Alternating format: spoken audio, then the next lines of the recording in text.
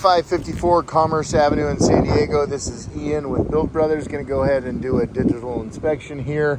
Going to start on this first big ventilation bay or whatever this is. Looks like it's not in use anymore, but the amount of mastic that has been piled on over the years, we can see how when that shrinks, it starts to pull back. You can actually see nail heads right there.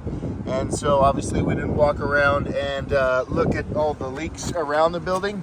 But if I had to guess, one of them is here. And as we go around this big giant patch, we can see that, yeah, sure enough, it's pulling up and pulling back all the way around it. So that's my first guess at a leak. I'm actually, well, kind of pleasantly surprised with the condition of this roof. It is a modified bitumen torch down material. If I had to guess, it's about 12 years old. And the product only comes with a 10-year warranty, maybe a 15-year warranty. But we should get 20 years of life out of these roofs in Southern California when they're done well. Anywhere where there's a little bit of ponding, we see a granule buildup. We know that a little bit of water sits there, and that's where the granules accumulate. The granules obviously come off of this cap sheet and accumulate most over by where the roof drains. But here's a big ponding area. Typically, you know, the first places we'll see ponding or leaks is in the ponding areas. But as I inspect this installation of this roof, it looks pretty darn good. What we're looking for when we inspect this roof and kind of the workmanship is this black line right here is called bleed out, and it means that the correct amount of heat was applied to this product when it was installed. Those are the layers melting together.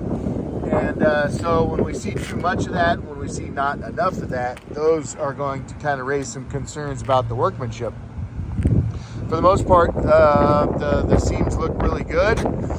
We come over here to these Whirlybird Whirlybird vents, and we see that same big bead of mastic that is cracking and peeling away, allowing for water to get in there. And the same thing is happening on this one. The skylights appear to have been reinforced. We see that the torch down material is a slightly different color around the skylights, and so I'm guessing those had some work on them sometime in the last couple of years. Looks like a satellite dish or something that could be most likely removed and thrown away. We come back here to the drains, and you got two drains over here and two drains over there. The higher one is your secondary drain. It is it's higher because it's meant to notify you if the primary gets clogged. And so if we look over the edge, sure enough, we have a downspout for the primary and no downspout for the secondary. So that if the secondary is dumping water into the parking lot, you know you got a maintenance issue and you got to come unclog the primary. That's kind of how that works. But you can see all the buildup of debris or granules here in front of this drain. Same with that one down there. If we look over at the neighbor's building, that's a TPO or PVC. It's tough to say exactly. But theirs is not draining very well either. We can see all the scum puddles. So they don't collect granules on that type of roof. It's just, it'll be a big scummy black puddle like this one here. But that is the material we prefer. It's very unpermeable to water, and we could actually just go with a layer of TPO directly over this roof to save on cost and time and debris removal and that kind of thing. So that is probably my plan A, with plan B as the coatings to save some money. Well, not again, but this roof is in good enough condition for a coating. As I walk around this roof, I'm trying to feel for soft spots, rotten spots in the decking, and even in these areas where there is quite a bit of ponding, I'm still not feeling any rotten decking. So I think a coating could be a viable option for this roof.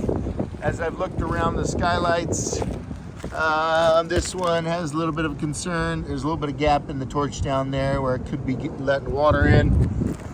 Oh, and then obviously let's not forget the most difficult part, and where we've definitely got some water sitting, is right underneath the HVAC unit. So that's your air conditioning unit. Of course, it's a pain in the butt to get out of the way to properly roof or coat underneath it. You can see all that black buildup. It just means I think our stringers are running the wrong way, and our decking is sagging, creating a little low spot right where this is sitting. But it does require an HVAC technician, which I have, and a crane to get this thing out of the way temporarily, so that we can properly waterproof around those ducting and underneath the whole unit. You can see where water could be sliding in right there.